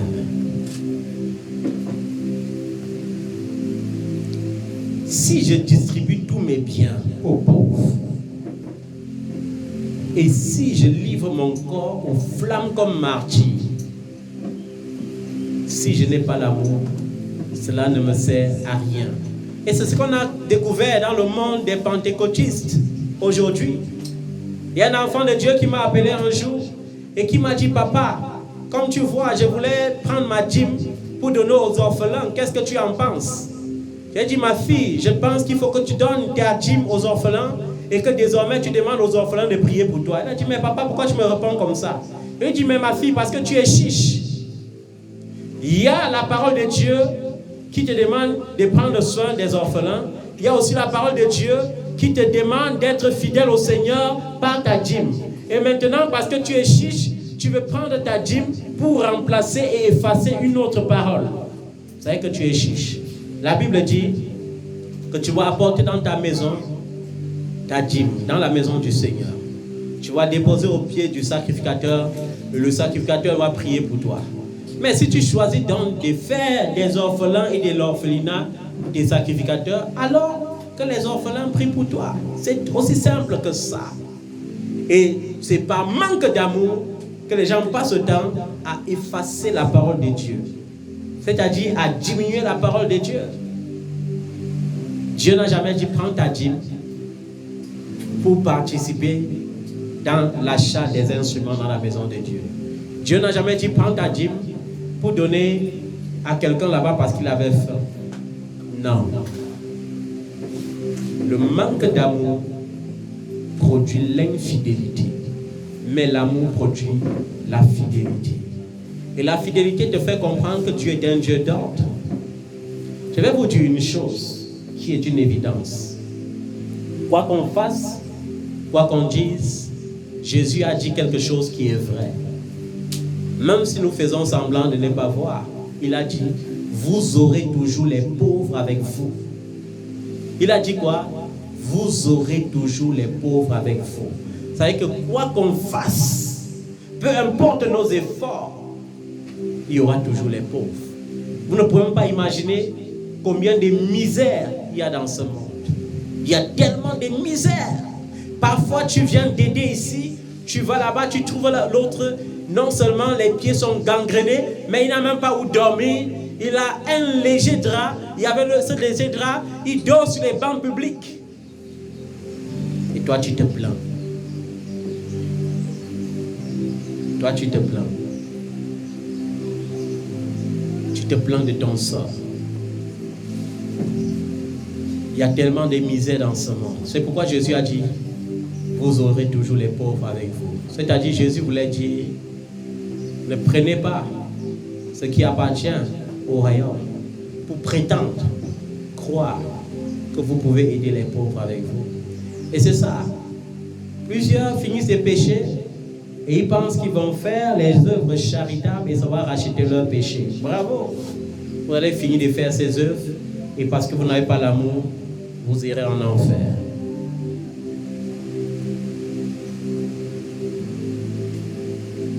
L'amour dont on parle ici, son premier critère, c'est la patience. La Bible dit que l'amour est comment? Patient. Il y a une différence lorsque tu dis à une sœur, pourquoi tu vis toujours dans la fornication? Pourquoi? Et lorsque tu dis, ma sœur, s'il te plaît, cette vie ne plaît pas au Seigneur. Viens et prions ensemble pour que le Seigneur te délivre de ça. Il y a une différence. La patience. Mais aujourd'hui, les gens qui pratiquent le perfectionnisme, ils ne sont plus patients. Oh, tu vis dans le péché. Oh, tu vas aller en enfer. Oh. Il y a une autre caractéristique de ceux qui n'ont pas l'amour. Ils sont toujours en train de te rappeler tes fautes. Toujours en train de te rappeler tes fautes. Lorsque tu rappelles les fautes à quelqu'un incessamment, tu es en train de détruire la personne. Tu n'es pas en train de la transformer. Je rends grâce à Dieu pour la patience qu'il m'a donnée. Parce que si Dieu ne m'avait pas donné un cœur patient, il y a plusieurs parmi vous que j'aurais rejeté il y a fort longtemps. Mais par la patience, j'étais toujours là. Seigneur, tu ne désires pas la mort d'un pécheur. Seigneur, s'il te plaît, transforme-la, transforme-le, guide-la, change-la. Seigneur, sauve-la. Et la patience a payé. La Bible dit, deuxième critère, l'amour produit la bonté. La Bible dit que l'amour produit la bonté. Lorsque tu as l'amour de Dieu en toi, ça te rend bon. On n'a pas dit trop bon. Parce que quand tu es trop bon, ce n'est plus la gloire de Dieu que tu cherches. C'est l'approbation des hommes. Ça te pousse à faire un zèle amer, un zèle bizarre. Parce que tu ne veux plus être acclamé de Dieu, tu veux être acclamé des hommes. Mais Dieu te demande d'être bon. L'amour produit la bonté. L'amour tue l'envie. J'ai envie de. Quand les gens du monde chantent même que j'ai envie de, ça devrait vous faire comprendre que l'envie est un péché. L'envie est une forme de convoitise qui finit par engendrer le péché. C'est pourquoi lorsque quelqu'un me dit j'ai envie du jus, je dis tu vois, ce n'est pas parce que ton corps veut le jus, c'est parce que tu ressens le goût du jus dans ta langue et tu crois que c'est nécessaire pour ton corps. Or, c'est en train de détruire ton corps. Envie? Non. L'amour tue l'envie. Quand tu es envieux, tu ne peux plus vivre ta propre vie. Quand tu vois que le frère a acheté telle voiture, tu veux directement acheter la même voiture. Quand tu vois que le frère a maintenant tel téléphone, c'est ce téléphone que tu veux. Et parfois, tu n'as même pas les moyens de te l'offrir. Par conséquent, tu te détruis. Parce que tu commences à calculer par quel moyen tu dois posséder aussi ce téléphone. L'amour tue la vantardise. L'amour ne se vante pas. L'une des formes de vantardise que les gens pratiquent sans savoir, c'est le fait de toujours vouloir raconter leurs exploits aux païens. Il y a des gens ici que lorsque Dieu fait un seul exploit avec eux, tous les païens sont au courant. Pourquoi?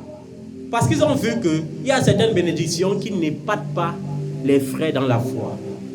Et ils veulent alors les gens qui vont les acclamer pour dire hey, le frère a progressé, la sœur a progressé.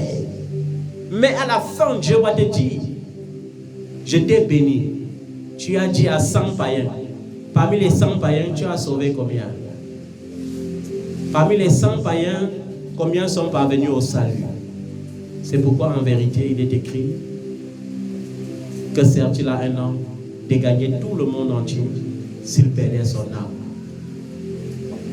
Vous avez vu Ézéchias, quand Dieu l'a délivré de la maladie, au lieu d'appeler les rois pour adorer Dieu, il a appelé les autres rois pour les dire vous voyez comment Dieu m'a béni, j'ai telle quantité d'or, j'ai telle quantité de diamants, j'ai déjà beaucoup de pièces d'argent, vous avez vu mon palais, c'est bien orné. Il ne savait pas qu'il livrait. C'est pourquoi, lorsqu'il a fini de dire, Dieu a dit, juste après toi, les mêmes rois là vont venir ramasser tout ça et partir avec. Et c'est pourquoi je vous ai dit l'importance du secret. Pourquoi ton projet tarde? Parce que ton projet n'est pas confidentiel. Ton projet est public. Tous les païens connaissent ton projet. Parfois, ta bouche est déjà devenue électrique que lorsque tu t'assois, tu veux seulement bavarder. Partout où tu t'assois, au lieu de parler de Jésus, Au lieu de dire, Jésus peut faire ceci pour toi, quand je serai dans tel endroit, vous voyez donc. En tout cas, je suis là seulement pour quelques instants et moi je pars déjà. Je suis déjà en route. Dieu dit, ok, comme tu es déjà en route, je vais te mettre en route quand je vais vouloir. Comme tu veux la gloire des hommes, je vais te montrer que c'est à moi que revient la gloire. Dieu ne partage pas sa gloire avec les hommes. Il y a certains païens qui sont devenus même plus sages que les enfants de Dieu. Je vous le dis en vérité, même ma propre sœur, avec qui je faisais plus de confidences, lorsqu'elle voyageait, je n'étais même pas au courant de son voyage. C'est lorsqu'elle est arrivée dans le pays de sa destination qu'elle m'a appelé avec le numéro de son pays là pour me dire désormais je suis dans telle nation. Vous voyez comment les gens sont sages. Mais vous, tu sais toi-même que ta mère est l'antenne principale que les sorciers utilisent pour combattre ta famille. Mais tu veux dire à ta mère, non, tu sais maman, quand je serai, bientôt je vais faire ceci, ensuite je vais te faire cela. Et les sorciers prennent, ils s'assoient dessus, ils disent, ah, dans la fille là, dans le gars là veut déjà prospérer. Non, on ne peut pas laisser ça. Et ils multiplient l'intensité des combats dans ta vie. Et après tu peux maintenant t'asseoir, Seigneur, je ne sais pas ce qui se passe. Le Seigneur a dit, entre dans le secret. Et ton Père qui voit dans le secret te le rendra. Et c'est un coutume chez nous. Quand nous sommes malheureux et quand nos familles nous rejettent, on est proche de Dieu, hein, on s'accroche sur Dieu. Mais lorsque Dieu nous bénit, on veut retourner en Égypte, on dit, il faut que mes soeurs là, mes frères là sachent aussi maintenant que je ne suis plus comme ils croyaient. Je peux aussi déjà. Ma soeur, tu as la voiture. Est-ce que tu sais que dans 2 mois, il va aussi acheter une voiture? Et j'aurai une marque plus importante. Hein? C'est ça le comportement des enfants de Dieu. Ils sont plus riches pour Dieu. Ils sont riches pour la concurrence familiale, pour la concurrence sociale. Il faut que tel qui a conçu sur 300 mètres carrés sache que j'ai déjà les possibilités de construire sur 500 mètres carrés. Il faut que je les monte. Est-ce que tu es riche pour Dieu? L'amour tue la vantardise. L'amour ne se vante pas. L'amour vante l'espoir de Dieu. L'amour vante Jésus. L'amour présente la gloire de Dieu et non la gloire personnelle. Amen. Pardonnez-moi si je suis long ce matin. C'est que quand un message doit délivrer, il faut tout dire. L'amour tue l'orgueil. L'amour fait quoi? Tu sais que tu es riche. Tu sais que tu es important. Mais tu te fais serviteur. C'est ça, servir Dieu. Je ne veux pas entendre vos noms dans mes messages. Éduquez vos enfants à la maison. Et cessez de crier leur nom quand je prêche. Si vous ne voulez pas utiliser la verge comme Dieu a dit dans la Bible, passez le temps à les caresser. Demain, ils vont vous montrer les gros démons que vous ne pourrez pas supporter. Dieu a dit, n'épargne pas la verge à l'enfant. Et c'est ça aussi l'ordre. Mais au lieu d'utiliser la verge, tu passes le temps à crier sur l'enfant, tu cries. Demain, l'enfant crie plus que toi. Et demain, quand tu prends la verge, même l'enfant croit que tu joues. Tu tapes, il tape aussi. Parce que c'est devenu un jeu. Il est devenu ton ami de jeu. Parce que tu l'as transformé en ami de jeu. Et c'est aussi malheureux. Parce que les parents rendront compte même à Dieu du genre d'éducation qu'ils auront donné à leurs enfants. Jouons et avançons. Nous sommes sur terre. Demain, certains seront au ciel. Je préfère dire certains. Parce que c'est impossible que nous tous on entre au ciel. Ne vont entrer au ciel que ceux qui ont mérité le ciel. qui ont accepté l'amour de Dieu. Amen. L'amour tue l'orgueil. Je sais que je suis le plus beau dans ma famille, mais je n'ouvre jamais ma bouche pour dire que je suis le plus beau. Je sais que je suis le plus important dans ma famille, mais je m'efface toujours pour faire briller quelqu'un d'autre. C'est ça l'humilité. Il y a les orgueilleux cachés. Ils ne savent jamais se plier. Ils partent quelque part, les gens enlèvent les chaussures, ils n'enlèvent jamais. Ils partent quelque part, les gens sont en train de faire la table, ils n'aident pas. Ils finissent de manger quelque part, ils voient que les gens portent les assiettes, même les gens plus riches qu'eux, ils ne portent jamais les assiettes. Parce qu'ils sont orgueilleux. L'orgueil. L'amour ne marche pas avec l'orgueil. Amen. Un enfant de Dieu qui ne sait pas se plier, la Bible dit, supporter même quelques injustices pour rétablir la paix. Un enfant de Dieu qui ne peut pas supporter quelques injustices est un orgueilleux. Je sais bien que je n'ai pas tort, mais j'accepte que j'ai tort pour rétablir la paix. Et c'est un secret qui va t'aider même dans ton mariage. Parce que dans le mariage, si tout le monde veut être seulement moi, si tout le monde veut être seulement debout de l'extérieur, il n'y aura jamais la stabilité. Il y a des moments où il faut accepter de se plier. Même quand on n'a pas tort. Ce n'est pas difficile. C'était difficile. Certains ne l'auront pas pratiqué. L'amour ne fait rien de malhonnête. Tu es enfant de Dieu, mais l'usure c'est toi. Tu es enfant de Dieu, mais les fausses affaires c'est toi. Tu es enfant de Dieu, mais le mensonge c'est toi. Tu es enfant de Dieu, mais la manipulation c'est toi. Il y a les manipulateurs qui sont capables même d'inventer les pires mensonges. Tu vois, non? Il y a telle loi qui est sortie maintenant qui dit que une loi qui sort toujours pour protéger que tu ne dois pas donner l'argent à quelqu'un. C'est tout la loi là que tu présentes. C'est la manipulation. L'amour ne fait rien de malhonnête. Et pendant que tu entends ce message, si tu sens qu'il y a encore la malhonnêteté en toi, abandonne vite fait.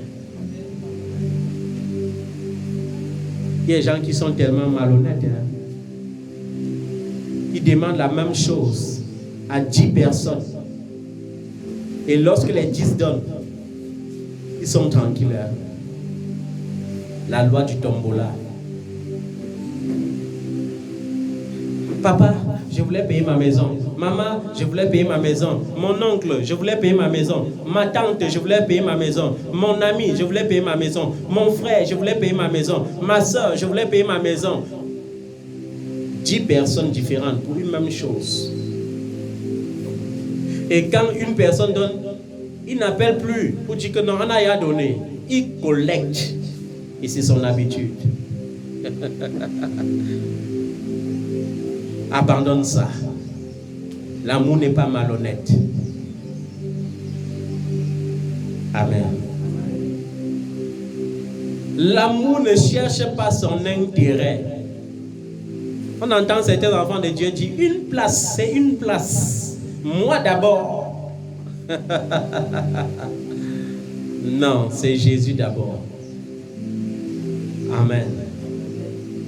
Il y aura les jours que tu auras ton dernier billet de 5 000 et Dieu va t'envoyer quelqu'un qui aura un besoin de 5 000 parce qu'il veut que tu donnes les 5 000 là à quelqu'un pour qu'il te donne 50 millions.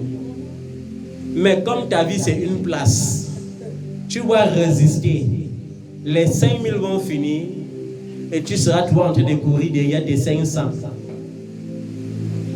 Parce que tes une place d'abord t'ont rendu insensible à la voix de l'esprit lorsque l'esprit te dit sème maintenant parce que je veux te bénir, sème maintenant parce que je veux multiplier. Ça te rend insensé. Mais quand ce sont tes faux pères qui disent sème 300 000, sème 500 000, sème 1 million, je vais donner 100 millions. Tu cours vite, tu sèmes. Mais quand c'est Dieu qui parle, c'est une place. La vie, c'est une place. Le monde dit la même chose. Toi, tu dis aussi la même chose. Et ça ne t'inquiète pas. Il y a même quelque chose qui me plaît en fin d'année. Les païens et les chrétiens deviennent amis. C'est-à-dire que les païens achètent les arbres de Noël, les chrétiens achètent aussi les arbres de Noël. Les païens achètent les habits blancs, les chrétiens achètent aussi les habits blancs. Ça m'a toujours étonné. Un seul jour en une année, où les chrétiens, les païens et même les musulmans deviennent une seule personne. Le musulman qui dit Allah, Allah, le 25 décembre, il cherche son habit le plus somptueux, il met. Le païen boit jusqu'à il tombe dans la fosse. Le chrétien boit aussi dans sa maison jusqu'à il se cache. Alors que nous savons tous que ce n'est pas la naissance de Jésus qui a sauvé l'humanité. C'est sa mort qui a produit la vie. C'est sa résurrection qui a produit l'éternité. Mais la religion nous pousse à devenir amis du monde. À fêter même ce qu'on ne comprend pas. Et à chercher les versets bibliques pour coller les étiquettes. D'autres disent, ah frère, il faut donner l'amour. Tu sais, il ne faut pas les frustrer. Il faut. Ce n'est plus l'amour là-bas. C'est la sensation. C'est les émotions. Quand le jour de Noël doit arriver, sans te modifier, alors tu vas comprendre que tu es né de nouveau. Et ça me plaît. Parce que le prochain dimanche, c'est quand? C'est le 25 décembre. Et c'est ce jour-là qu'on va célébrer notre culte d'action des grâces. C'est ce jour-là qu'on va offrir nos dons de reconnaissance au Seigneur. Mais il y aura les gens qui vont convertir leurs dons de reconnaissance en gros poulets qui vont manger chez eux et faire les excès de table. Il y aura les gens qui le jour-là n'auront même pas le temps de venir dans la présence de Dieu parce qu'ils ont déjà accepté les invitations. Oh Seigneur, ce que tu fais me plaît souvent. Ce que tu fais est merveilleux. Il a permis que ça tombe ce jour-là. J'ai dit Seigneur, mais tu es merveilleux. Hein? Il fallait même que le jour la traversée tombe toujours un jour pareil. Ça allait être bien pour moi Seigneur. J'allais être content. Parce que c'est le jour-là qu'on voit les gens qui sont décisifs, qui disent Jésus, avec toi pour toujours, forever. Amen.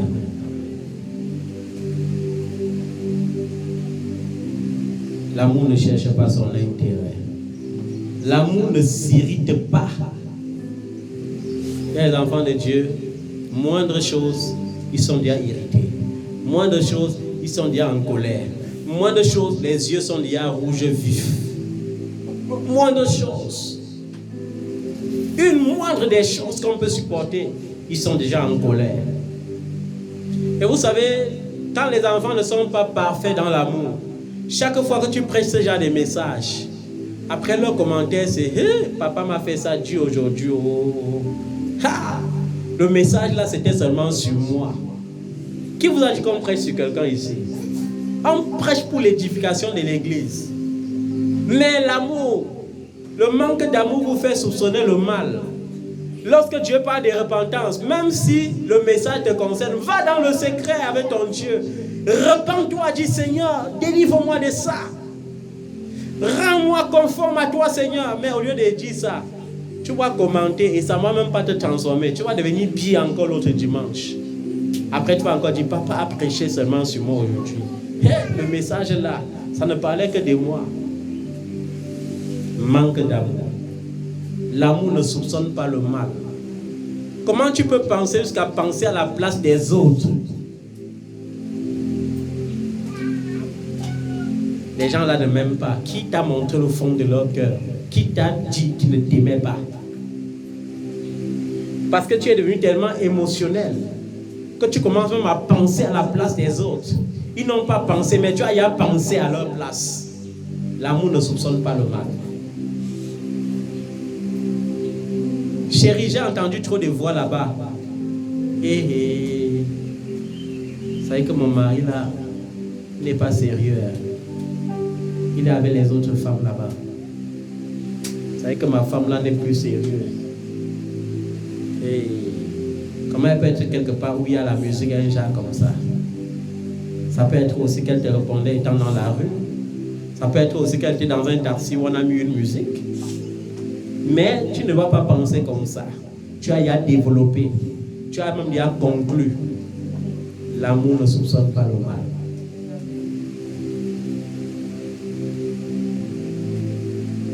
Et les gens qui soupçonnent le mal ont toujours une jalousie maladive. Vous savez, quand une jalousie est maladive, c'est que tu as besoin même seulement de délivrance. Parce que tu ne peux pas guérir de ça sans délivrance. Tu crois que tu aimes, mais tu es obsédé. Il y a d'autres aussi qui disent, il m'aime. Qui t'a dit qu'il t'aime? Tu sais comment qu'il t'aime? Tu sais comment? Il m'aime jusqu'à... Tu ne sais pas comment les gens sont comédiens sur la terre. Les comédiens. Parfois, papa, quand je pense à lui, il m'appelle directement. C'est une bonne synchronisation. Vous ne connaissez pas comment le diable travaille. Tu demandes le signe. Seigneur, s'il m'aime, fait que quand je finis de penser comme ça, il m'appelle. Le diable dit, oh gars, compose le numéro là, appelle. Tu dis, j'ai reçu toutes les signes. Après, tu pars, tu prends ta part des courroux, tu mets à la maison. Celle qui était agneau dehors, elle devient la lionne à la maison. Quand tu veux parler, elle crie. Tu dis, merde, c'est comme ça qu'elle était. Le manque d'amour pousse ces gens à ne plus avoir le discernement. Normalement, un enfant de Dieu ne devrait même pas rater ni son mariage, ni son business. Parce que le rôle du Saint-Esprit, c'est de te faire savoir si ce business est bon ou pas. C'est de te faire savoir si cet homme est bien pour toi ou pas. C'est de te faire savoir si cette femme est bien pour toi ou pas. Mais comme il y a les émotions, elle est sexy. Wow. Mais est-ce qu'elle est aussi sexy spirituellement? Elle est sexy. Mais est-ce que spirituellement, elle est sexy? C'est ça le problème. Et c'est comme ça. Après, on dit, oh, la femme elle était sexy, mais elle était insoumise. Je veux divorcer. Et Dieu te dit, je déteste le divorce. Tu vas supporter ce que tu as cherché. Et tu dis, non. Tu sais, la femme nigériane là, elle avait persévéré dans son mariage et son mari l'a tuée. Mais Dieu te dit aussi, si tu te sépares, reste comme tu es. Ne pas plus vers les autres hommes. Ou sinon, réconcilie-toi et ton mari. Je vais voir quel verset biblique vous allez présenter au ciel. Même vous les hommes de Dieu là qui vous mariez 5 fois sur la terre, je vais voir quel verset biblique vous allez montrer là-bas. On vous acclame pour ça, non? Le divorce spirituel. Le divorce salutaire. Créez les mots. Toute phrase et mot qui ne vient pas de la Bible est inventé. Ça ne vient pas. Après ils vont dire, c'est la parole révélée. Quelle parole révélée? Même la parole révélée naît de la parole écrite. Parce que c'est poussé par le Saint-Esprit que les hommes ont parlé et ont écrit de la part de Dieu. Amen. L'amour ne se réjouit pas de l'injustice. Hey, Seigneur, tu sais faire les choses. Mon ennemi là a fait l'accident. Hey, Seigneur, fais même qu'il tombe dans le coma. Hey, Seigneur, fais même qu'il meure seulement. L'amour ne se réjouit pas de l'injustice. Il t'a fait du mal. Mais tu ne dois pas te réjouir quand le malheur arrive. Hey, on l'a maintenant mis en prison, le type là. Merde. Hey, il m'avait fait ça, il croyait que quoi? C'est Dieu qui me venge comme ça. Quel Dieu te venge? L'amour ne se réjouit pas de l'injustice. L'amour se réjouit de la vérité. L'amour pardonne tout. On n'a pas dit que l'amour pardonne certaines choses. Papa, je pardonne tout, mais cela, il ne peut jamais pardonner. Ok, ne pardonne pas. Ton Père qui vit dans les cieux ne te pardonnera pas aussi. Papa, tu dis qu'on pardonne tout. Non, non, non, non. Je ne peux pas oublier ce qu'on m'a fait là. N'oublie pas, ne pardonne pas. Tu veux voir comment ton Dieu va aussi te pardonner. La Bible te dit, l'amour pardonne tout. L'amour croit tout. La seule chose que l'amour ne fait pas, l'amour n'accepte pas tout. Tu mens, hein? Je te crois. Parce que tu es brillant dans le mensonge. Oui, je te crois. L'amour croit tout. L'amour espère tout. Vous savez que l'amour ne se décourage jamais. L'amour ne perd jamais l'espérance. Un enfant de Dieu qui vit dans le désespoir est faillible en amour. Amen. L'amour espère tout. L'amour supporte tout. L'amour fait quoi? Tu veux cogner ma tête? Oui, Jésus a dit, si tu me gifles à la joue droite, je vais te présenter encore la gauche. Gifle encore, non? Et en plus, il y aura quoi? Amen. L'amour supporte tout. Et par conséquent, si tu pratiques l'amour tel qu'on vient de dire, la conséquence, c'est le verset 8. L'amour ne meurt jamais. Tu deviens éternel sur la terre et éternel dans le ciel. C'est-à-dire que tes œuvres vont parler pour toi à perpétuité. Même quand tu ne seras pas là, l'amour que tu as pratiqué va continuer de parler pour toi. Pas les faux témoignages que les gens font. L'homme était méchant, on passe le temps chaque fois à lire les messes et à dire il était bon, il était bon, il était bon. Non. On parle des œuvres vivantes. L'amour ne meurt jamais. Les prophéties disparaîtront. Les parler en langue cesseront. Même la connaissance disparaîtra. Car nous connaissons partiellement et nous prophétisons partiellement. Mais quand ce qui est parfait sera venu, nous prophétiserons comme il faudra.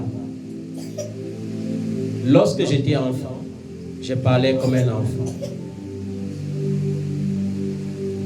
Aujourd'hui, je vois comme au moyen d'un miroir, de manière peu claire, mais alors, lorsque je verrai Jésus face à face, à cause de l'amour, moi qui connaissais aujourd'hui partiellement, je connaîtrai complètement. Et la Bible dit qu'il y a 3 choses qui vont demeurer. Il y aura la foi, il y aura l'espérance, il y aura l'amour. Mais on te rappelle que la plus grande des 3, c'est l'amour. Mon secret, c'est l'amour. Les gens me trouvent humble, mais mon humilité est produite par l'amour. Et l'amour en moi me crie et me dit, sois encore plus humble. Les gens disent, il sait. Et l'amour crie en moi et dit, c'est encore plus. L'amour te pousse à vouloir toujours encore plus faire pour Jésus. Amen. Est-ce que tu peux acclamer la parole de Dieu ce matin? On n'acclame pas Jésus étant assis. On l'acclame étant debout avec des cris de joie.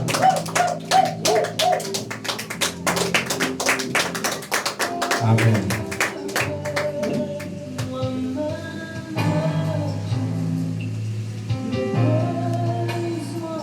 Amen. J'abandonne tout. J'abandonne tout. Tout à lui, mon sauveur béni. J'abandonne tout. le parfait bonheur, le parfait bonheur, c'est de mettre tout mon être à tes pieds, Seigneur. Le parfait bonheur, le parfait bonheur, c'est de mettre tout mon être à tes pieds, Seigneur. J'abandonne tout, j'abandonne tout, tout à lui, mon sauveur béni, j'abandonne tout. Seigneur, entre tes mains, je laisse ma vie, je laisse mes désirs, je laisse mes plaisirs. Seigneur, sois mon tout en tout au nom de Jésus. Rends-moi conforme en toi dans ton service. Rends-moi conforme en toi dans ma vie de prière. Rends-moi conforme à toi dans ma vie d'adoration. Rends-moi conforme à toi dans ma relation avec l'Église. Rends-moi conforme à toi dans ma relation avec la société. Rends-moi conforme à toi dans ma relation avec les membres de ma famille. Au nom de Jésus. Fais-moi comprendre, Seigneur, que l'Église commence par la maison. Car si je n'arrive pas à gérer ma propre maison, comment pourrais-je gérer l'Église du Seigneur? Mets en moi l'amour, Seigneur, afin que je fasse ta volonté et non la mienne au nom de Jésus. Merci Seigneur pour ce jour. Merci pour le ministère que tu nous as rendu ce matin. Que ton nom soit glorifié, exalté au nom de Jésus. Amen.